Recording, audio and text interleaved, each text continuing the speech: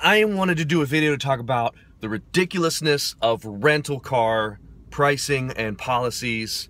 Let me tell you a story. I just rented a car to do a quick gig in North Carolina. So I rented in Raleigh, drove to Greenville, did the gig. It was awesome. Everything was fine.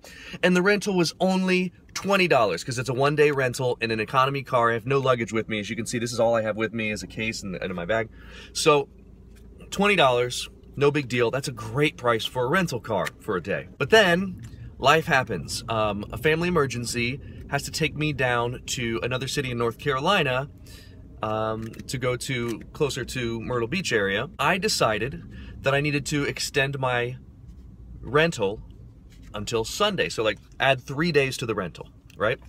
No big deal. And I have to make it a one-way rental. And then I'm like, well, I have to fly out of there. So I'll fly out of Charleston because that's a Southwest airport. It's a whole thing. And so I called the rental car company, and I won't mention the rental cars company name, but I will say that it has to do with being frugal and it rhymes with thrifty. So I called them and I said, how much would it be to make my rental a one-way rental from Raleigh to Charleston and to make it a 3-day rental instead of a 1-day rental? And the price went from $20 to $450. That's ridiculous. So I said, okay, I'll hold off on that. This is where it gets fun. So I went online and I started looking at rental car prices. And it figured out if I drop off my thrifty rental car and I walk next door to another rental car company that has something to do with nation and rhymes with national, that same rental with all those days and the one-way rental to the beach is only $150. Now, I didn't book it because I hadn't completed everything yet. I went back, visited the same thing, did the same thing with my profile and all that, and it shot up to $300. So this is this thing that you guys hear about, where they say always clear your cache and clear your cookies and don't sign in when you price flights and rental cars, because what they do is they put a cookie in there that says this person's looking for this thing at this time and they haven't made their decision. But if they wait and they go back an hour later and try to price it, price goes up because they know you've already been there, and now you know, oh, I waited too long and now the price has gone up.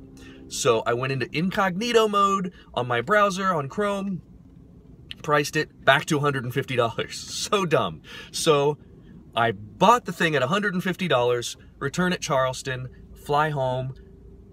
Great. $150 rental one way for 3 days. That's still awesome. Then life happened again. And it turned out that I don't need to fly home from Charleston. I have a ride home from Charleston with my wife. Now, since there will be a car down there, I only need 1 day, but it's still a one-way rental. And I need to change the drop-off location. All these changes went from, and by the way, I don't want to forget this. I just dropped off my car next door at the Thriftful car rental place. And I found, so this was my $20 rental, right, for 1 day.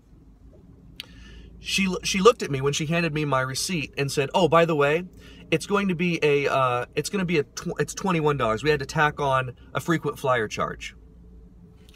You guys can see this here. It says FF surcharge. See that right by my finger? FF surcharge.